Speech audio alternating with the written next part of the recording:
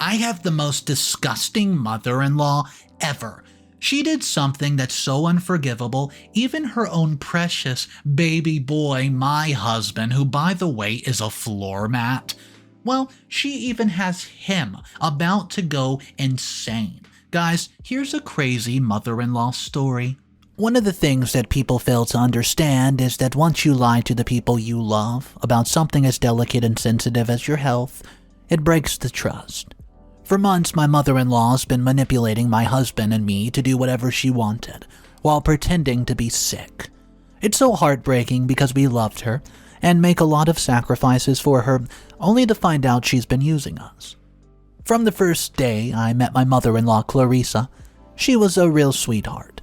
In fact, I could not wait to meet her because my husband Eddie had told me so much about his mother. Eddie was an only child and his father passed away when he was younger. So all he had left in the world was his precious mother, Clarissa. Even in her old age, Clarissa was such a drama queen. She was also a fashion freak, and I always referred to her as the great sensei of fashion worlds. Her taste in fashion and trendy things were really one of the things that pulled us together. And aside from her high taste and love for fashion, Clarissa was a smart woman, and she was quite chatty too. She had this very strong aura and lasting impression on people even if you were meeting her for the first time. And it was so easy to fall in love with Clarissa and her personality. Most of the time whenever Eddie and I went to visit her in the home, I'd always forget that she was way older than me because of the way she would laugh, gossip about her neighbors. In a nutshell, I'd say that I loved almost everything about my mother-in-law. Her sense of humor, her dress sense, terrific cooking, and most especially, I loved the way she treated me like the daughter that she never had. It's quite funny because every time I had issues with Eddie, or we would go days without talking because of some sort of argument, Clarissa would always support me and not Eddie. She was always in high spirits, drank a lot, and always laughed her heart out. Well, as a good daughter-in-law to be, I always did my best to buy Clarissa gifts, no matter how small they were. Also, we didn't need to celebrate anything in order for me to get gifts for Clarissa. A lot of times, I would be in the mall shopping for myself, and I would see something that she would love, and I'd get it for her. I worked in a medium-sized tech company as a data analyst, and this gave me the financial freedom to spend on Clarissa as much as I wanted without holding back. I know it's kind of unfair, but it even got to the point where I gifted Clarissa more than I gifted Eddie, and Eddie didn't seem to have a problem with it. Actually, he loved the kind of relationship I had with his mother, and he loved how his mom was, happy whenever she saw us. After Eddie's father passed away some years back, Clarissa was forced to live in a small rented apartment by herself, and Eddie was the one who took care of her financial responsibility. He paid her rent, took care of groceries, and other paid bills. He claimed that he didn't want Clarissa to keep working, so he decides to foot her bills, since she wasn't so much of a burden to him and he had a good-paying job. Months after I met Clarissa and we got along well, I started giving her money gifts too, so she would not have to bother Eddie all the time. I even told her that she could call me if she ever needed anything. Anything, really, and each time she called me to ask for a favor, I never said no. I did all this for her because I believe she was a genuine person, and part of me believed that I was so blessed to have a future mother-in-law like her. I had read so many stories of ladies who had monster-in-laws instead of mother-in-laws, and having someone like Clarissa became my mother-in-law was, a dream come true. Despite having a good relationship with Clarissa, my relationship with Eddie was not so smooth. We were both hot-headed people, so it took us a lot of arguments and, fights, pseudo-breaks, and so much more to get to know ourselves better. Even after dating for 2.5 years, Eddie and I were always butting heads with each other. But each time this happened, our love grew each more. After dating for 3 years and a couple of months, Eddie and I got married. It was one of the happiest moments of my life. It was also a great one for Clarissa. She was happy that she had a daughter-in-law who loved her as her own daughter would, and I honestly expected that nothing could ruin our relationship or break our bond, but oh boy, I was so wrong. Before I met Eddie, owning a cafe was something that I always wanted. It was more like my childhood dream and passion. I wanted to run a small pastry shop and cafe, and after talking about it with Eddie, we both agreed that I could follow my heart, even though it would cause a bit of a financial setback for me and Eddie, and we would have to just bear double responsibility until things were good for me and I was back on my feet. 2 years after we married, I quit my job as a data analyst at the company I worked for, and I opened my pastry and cafe shop. I'd been aggressively saving up for the shop, opening projects, and everything ate deeply into my savings. Thankfully, Eddie and I were able to find a good place to shop for a good price, and we got everything we needed for the shop, and in a couple of weeks we were up and running. Now that nobody tells you when you start a new business is that the whole world or everyone on the entire block is not coming to just come running, just to your shop or queue outside the building to see what you're selling, and yeah, I learned this the hard way. Business was so slow in the beginning, and sales did not skyrocket as I expected. It was more of a slow and steady thing for me, but I didn't really mind because what mattered was I was able to follow my heart.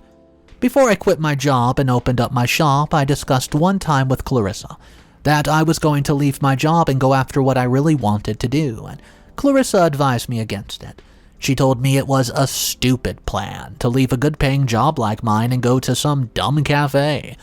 Although she hurt my feelings, I didn't take things to heart, and in some way her negative words pushed me to hasten up the plan. When I eventually left my job and opened up my cafe, Clarissa was not pleased. She made a big deal out of it, and she could not stop talking about it for weeks, and she was so angry that she even said, "You're throwing your good life away over some childhood dream?" Things even got worse to the extent that Eddie had to warn her to mind the things that she said to me. Well, she listened to her son, but I began to get an attitude after that. When she started with the whole cold attitude thing, I thought she would get over and done with it in weeks, and we'd go back to the happy and chatty mother-in-law and daughter-in-law that we used to be, but you know what? That never happened. Instead of going back to the way we used to be, our relationship began to grow cold. Most times on her own, Clarissa would visit us at our house and even invite me to spend time with her on my free weekends. But after the cafe came to life, all that stopped. Clarissa just changed for no good reason. It was almost like she switched personalities, and I could not even recognize the person that she was anymore. For months, she snubbed me, and I would even go as far as calling and texting her, and she wouldn't take my calls. If Eddie and I decided to pay her a visit, she would ignore me the whole time and only talk to Eddie. If she was not ignoring me, our conversations would be so cold, and the energy in the room would feel very, very awkward. Even Eddie noticed the change in his mother's attitude towards me, but she still believed that she was still acting up, since she was a very dramatic person and that with time she would loosen up. It took me a very long time to figure out why Clarissa was acting that way. Well, it was simple. The reason she kicked against me quitting my job and opening a cafe in town was because she knew that if I did that, all the benefits she got from me would stop. And that's exactly what happened. Since I opened up my cafe, things have become tight for me financially, and business did not move like I envisioned. Because of this, I could no longer spoil Clarissa with gifts and money like I used to. Heck, I couldn't even spoil myself. I was very heartbroken and simply disappointed when I found out that it revealed that Clarissa never really loved me at all. Like she always claimed, she was more interested in the gift and the benefits that she got from me, and when things stopped coming, she no longer wanted to pretend. When I found this out, I didn't want Eddie to know about it, but he ended up connecting the dots by himself, and oh boy, he was livid. He confronted Clarissa about the whole change in attitude and her behavior towards me, but she declined that it didn't have anything to do with me leaving my job. She claimed that the reason she acted cold was because I stopped giving her attention like I used to, after I opened up my cafe, and that was the reason she was mad. Well, that passed as a good enough reason because I had very been busy myself.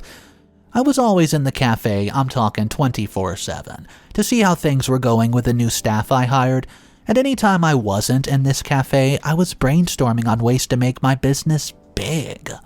So yes, Clarissa was right to a level.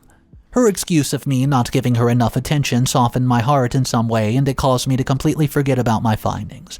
In fact, it caused me to doubt my findings, and I felt really awful for thinking that my mother-in-law treated me badly because she did not receive any gifts from me. After Eddy confronted Clarissa, my relationship with her improved a bit. It wasn't back to the way that we used to be, but it was better than her cold attitude and all.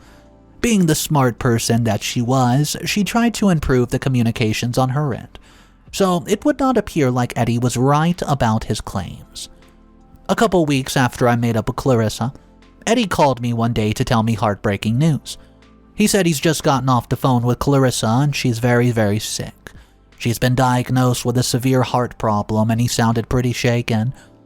If I'm being honest with you, the news ruined my day, and it left Eddy and me in a very terrible position. Weeks before Clarissa broke the news to Eddy, she had been complaining about chest pain, and Eddy and I felt terrible for ignoring her complaints and asking, just get some rest, not knowing how bad and severe her heart pain really was. Clarissa proposed to move in with us, so we would look after her, and Eddy and I agreed. Although we had weighed the options of how uncomfortable it would be to have Clarissa living with us, we could not be selfish at that moment, so we tried as much as possible to ensure that life was easy for her, and she got whatever she wanted. Despite always being so busy and just running the pastry cafe at the same time, I was Clarissa's sole caregiver. I assisted her in every possible way I could, and I made her food in bed. I even went ahead to clean her room and always cooked whatever she wanted. Having Clarissa just live with us was almost like having to care for a baby, because she acted like one. For example, if she wanted something and Eddy and I did not give it to her immediately, she would throw tantrums and even go as far as reminding Eddy that she bore him for 9 months and raised him to be the man he became. This was always her way of subtly manipulating Eddy, and each time she did it, it always worked. Because of Clarissa's presence, we could not eat what we wanted. We had to eat whatever we cooked for her, and trust me, it was not fun at all. Most times I would return quite late and tired from the cafe and would have to clean the house and the whole mess Clarissa made while we were away, because she was sick and we could not scold her or say things that would hurt her. Personally, there were so many times I wanted to yell at her to grow up and stop being so childish, but I could not do that because of her condition. I cannot count the number of times Clarissa ordered takeout and Eddy and I had to pay for it. It did not just end with ordering whatever kind of food she wanted online. She would even shop for clothing. Whenever Shein or Amazon were doing their discount cyber sales, Clarissa would order as many clothing items as possible with our cards, and there was a time it even ran up to be $1,000. Apart from her insane shopping spree, I got to find out that Clarissa always went to a really expensive spa, twice a week, and would claim that she needed it for her sanity. This might sound funny, but it's not. Clarissa became a real pain in the butt, and I'd say the most annoying part was, whenever Eddy tried to talk to her to cut down on the way she spends her hard-earned money, she would threaten to leave the house, claiming that we had her feel like she was too much of a burden, and then pretend to sob and say that she would be out there working if it wasn't for her bad heart. Well, trust me guys, seeing her little drama was always so annoying, and the funny thing was, each time she pulled the emotional stunt with Eddy, it always seemed to work. By the time it got to the 4th month, I was already fed up with Clarissa, but there was nothing I could do about it because I knew how important she was to Eddy. We were no longer friends, and we barely spoke to each other except when she asked me to either cook for her, clean the spare room she used, or even do her laundry. She literally turned me into a maid, and she didn't know any iota of remorse. The last straw that I would say broke the camel's back. Clarissa used the money I've been saving up to get equipment in my cafe to go shopping spree. That day, Eddy and I had left Clarissa alone at home at a usual time, and when I returned home that evening, I noticed that someone had been in our room. Instantly, I knew it wasn't Eddy because Eddy never folded back any clothing items he touched, but the clothes in the closet were folded shabbily, and when I checked to see the money I've been saving, it was gone. First things first, I called Eddy to ask if he had taken the money from our closet, and he said no. Well, then it was pretty obvious to me it must have been Clarissa. That evening, I was angry that Clarissa, had taken the money that I was saving. I was also mad because she had the audacity to go into our room and go through my things. I was so boiled up. And while I was in the living room waiting for her to return, she came in struggling to carry her shopping bags. The moment I set eyes on those shopping bags, I exploded. She smiled and pretended like she didn't even know what happened. Almost at the same time, Eddy returned and he managed to calm me down, promising that he would pay back the money that she took from me. Days after the money incident happened, I began to think things through and my suspicions about Clarissa's illness arose. Each time I pushed Eddy to ask her how Clarissa was doing with her checkups and her health progress, she would blab and blab about something unrelated and change topics immediately. So I was pushed to do some research online, and Clarissa did not look or act one bit like someone who had a heart issue. She was more concerned with her appearance, spa appointments, and buying pretty jewelry. Just 2 days ago, I decided to dig deeper and search through her room. I remembered her flashing her doctor's card in my face some months ago, so I wanted to take my investigations to the next level. Guess what, guys? I met her doctor and had a very lengthy discussion about what I found about patients with heart issues. Clarissa, and after some subtle threats and interrogation, I found out the truth. Clarissa is not sick at all. She paid the doctor to write her a fake prescription, and she's been taking fake pills this whole time because she wants to teach me a lesson. I really want to expose her because she's been a pain in the butt for months now, and at the same time, I'm worried it might ruin her relationship with Eddy. Would I be the a-hole if I told Eddy his mother has been manipulating and using us the whole time by claiming to be sick when she's not? I just want all of her drama to come to an end, but I don't want to hurt Eddy. I look forward to your comments and suggestions. Update number 1. Hey guys, thank you so much for your comments and suggestions. I really appreciate you all for taking your time to respond to my point. You're all right. Clarissa does not deserve that kind of mercy and a second chance. It still feels like a dream to find out that Clarissa does not have any heart issue, and she's in great standing. All this while, she's been stressing me for nothing, and I've been working my butt off to make sure she gets everything she wants. It's so annoying that she literally turned me into her live-in maid, and she manipulated me into do everything she wanted while her heart issue was just a lousy excuse. To even think that someday I returned from seeing her doctor, she went to Eddy to get some money for her pill refill. Oh boy, she's been clearly using that and extorting us, and she has no remorse. That's not even all. That same day, she told Eddy some pity story about how she'd gone to the doctor for her regular checkup and claimed her doctor told her that she didn't need to stress herself anymore or do anything that would raise her blood pressure. Wow. This was her indirectly telling Eddy that she was expecting us to upgrade her pamper level of treatment and treat her like a queen. You all need to see how she does it. She's so conniving and convincing, and if you didn't find out like I did, you would never ever think she would try to lie about something as sensitive as her health. When she was pulling her emotional cards on Eddy, I just wanted to scream at her and straight up expose her. Well, but I had to stay calm and make a solid plan like you guys suggested that I do. I still have not told Eddy yet. I'm waiting for the perfect moment to tell him.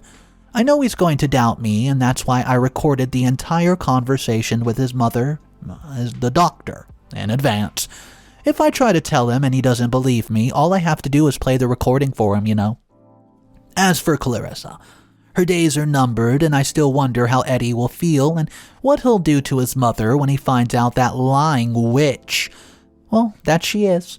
It still surprises me that Clarissa can be so heartless, self-centered and selfish. Despite everything we've done for her, she still chooses to do such annoying things to us. I don't even want to talk about the emotional investment we've made. We treated her case seriously, and it looks like it's taking a mental toll on us. Right now, all the love and respect I have for her is gone. She doesn't deserve to be with anybody, and I hope Eddy makes the right decision when he finds out the truth. Thank you everyone for all your comments and suggestions. I'll make another update as soon as I tell Eddy about Clarissa's deeds. Update number 2.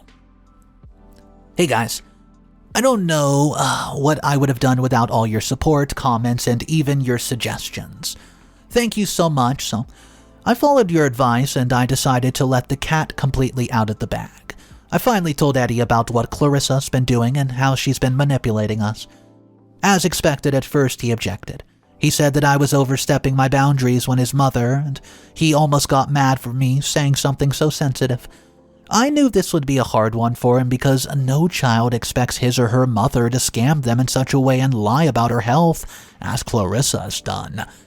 So when I tried telling Eddy about my feelings and that was not working well, I played the recording and immediately he recognized my voice. He paid attention to it, and after listening to everything, he still did not believe it. In fact, he played the recording over and over and over just to be sure that what he heard was true, and when it finally sank in, poor guy started to cry. I can only imagine how heartbroken he was to realize that the woman he walked his butt out for was only exploiting him and messing with his emotions. Since I've known Eddy, he had always been the kind of person who did not tolerate lies in any way, and such a big lie coming from his mother really broke his heart. He was so mad that he wanted to confront her, and if I wasn't there to stop him, he would have done it. So many of you commented that we don't just confront Clarissa, but we should cut her off totally. Some people commented that we take her to an elderly home, but doing that won't be as easy as it sounds because Clarissa is such a stubborn head. Also, as manipulative as she is, she can always come back to emotionally blackmail Eddy. Believe me when I say that all of her blackmails work on Eddy. If she isn't reminding him how she bore him for 9 months and raised him to be the man that he is, then she'll blackmail him with her old age and remind Eddy that it's responsibility to care for her first before he does anything else. As I make this update, although he's so hurt, Eddy and I are actively thinking of what we could do to get rid of Clarissa. We don't want her manipulating us anymore, and we've had more trouble and fights with Clarissa around than we did when we dated. Please, I would really appreciate suggestions and comments. Thank you so much. I look forward to it. I'll make another update once everything is sorted out. Final update. Hello, everybody. You guys are all the absolute best. I just want to thank you so much and, for your show of love and support. I took out time to read all your comments and suggestions, and I learned a lot from all your experiences. One of the comments and suggestions that really stood out was moving to a new house without telling or inviting Clarissa. I thought it seemed like the hardest thing to do, considering the financial aspect. After Eddy and I weighed our options and thought things through, we decided it was the best option for us. As much as our next dream was to move into a big, fancy apartment, the moment we could not really afford that, well, maybe we would be able to in a few months, but before Clarissa moved in with us, but not after we squandered all the money for absolutely nothing. So after gathering our resources, we found a house agent that eventually took us to a nice one-bedroom apartment. It wasn't fancy at all, but anywhere away from Clarissa was fancy enough for me. Since we didn't want Clarissa to know that we were moving, we thought of a perfect way to move out of the house without her knowing. So we came up with a good plan. On the day the moving company was coming to help me get our stuff to our new apartment, Eddy took Clarissa to a nearby town. He told her that he had not really been spending time with her as he was supposed to, and he felt like he owed her all the time and attention in the world. Clarissa obviously fell for it, so they went ahead just to set out for their little road trip, and by evening when they returned to our town, Eddy suggested that they chill at the park, and Clarissa thought that it was a wonderful idea. By the time they returned from the park in the evening, I was done moving our things out of the house. As planned, Eddy dropped her in front of the house and pretended like he wanted to buy something down the block, but claimed he wanted her to go in and freshen up. Immediately, she got out of the car, and he drove off. Meanwhile, we left a note for Clarissa on the door and it said, "Don't panic, but we know you're not sick. We're leaving and you're not invited to our place anymore. Enjoy your time at the old age home." We knew that she would call our numbers after she saw that, and that's exactly what she did. The whole evening and the days that followed, she kept just blowing up our phones, but we did not take her calls. She sent multiple messages begging that she could explain, and then begged for us to forgive her. She even tried to blackmail Eddy, but we ended up blocking her for our own peace of mind. It's been weeks now, and we have not set eyes on her. She stopped calling too when she realized that it would do no good. Eddy's still hurt, but I'm sure that he'll get over it. Clarissa deserves everything she's going through right now, and I hope that she gets the karma she truly deserves. Wow. I'm so happy she's out of our lives with her manipulation, and I would not have done all this without you guys. Thank you so much. I truly do appreciate it. There was a lot of comments that were mentioning how they could not believe how Eddy would actually cut ties with his mom.